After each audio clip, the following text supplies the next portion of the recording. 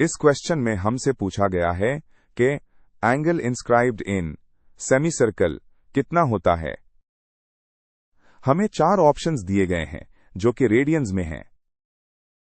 तो आइए देखते हैं कि इसे कैसे सॉल्व करना है। पहले स्टेप में हम इस टर्म को समझेंगे। Angle inscribed in a semi circle का मतलब वो एंगल है जो सर्कल के डायमीटर के 2 एंड पॉइंट से सर्कल की सरकमफ्रेंस यानी बाउंड्री पर किसी भी पॉइंट तक लाइंस ड्रॉ करने से बनता है। आप इमेजिन करें कि ए और बी डायमीटर के 2 सिरे एंड्स हैं और सी सरकमफ्रेंस पर कोई भी पॉइंट है। तो जो एंगल सी पर बनेगा यानी एंगल ए सी बी, वही हमारा रिक्वायर्ड एंगल है। अब स्टेप 2 में हम एक बहुत इंपॉर्टेंट ज्योमेट्रिक थ्योरम को याद करेंगे जिसे थालेस थ्योरम कहते हैं। ये थ्योरम बताता है कि सेमी सर्कल में बनने वाला एंगल हमेशा एक राइट एंगल होता है। और जैसा कि आप जानते हैं, राइट एंगल 90 डिग्रीज का होता है।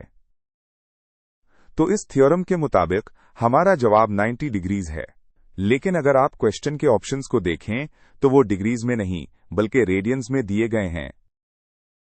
इसलिए हमें अपने 90 डिग्रीज के जवाब को रेडियंस में कन्वर्ट करना पड़ेगा।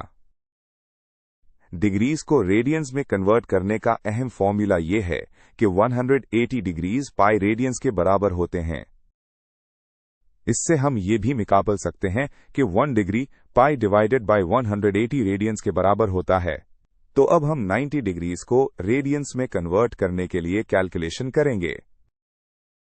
हम 90 को पाई ओवर 180 के कन्वर्जन फैक्टर से मल्टीप्लाई करेंगे, जैसा कि आप स्क्रीन पर देख सकते हैं। अगला स्टेप इस एक्सप्रेशन को सिंप्लीफाई करना है। हमारे पास है 90 पाई डिवाइडेड बाय 180। आप देख सकते हैं कि 90 न्यूमरेटर और डिनोमिनेटर दोनों में कॉमन फैक्टर है। जब हम ऊपर और नीचे दोनों को 90 से डिवाइड करते हैं तो ऊपर 1 रह जाता है और नीचे 180 को 90 से डिवाइड करने पर 2 आता है। तो हमारा सिंप्लीफाइड जवाब है पाई बाई 2 रेडियंस। अब आखिरी स्टेप में हम अपने रिजल्ट यानी पाई बाई 2 को दिए गए ऑप्शन से मैच करेंगे।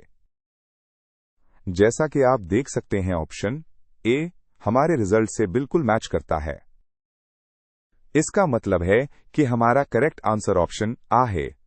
तो हम इस नतीजे पर पहुंचते हैं कि सेमी सर्कल में जो एंगल बनता है वो 90 डिग्रीज होता है और रेडियंस में उसकी वैल्यू पाई बाई 2 होती है। इसलिए करेक्ट ऑप्शन आ है।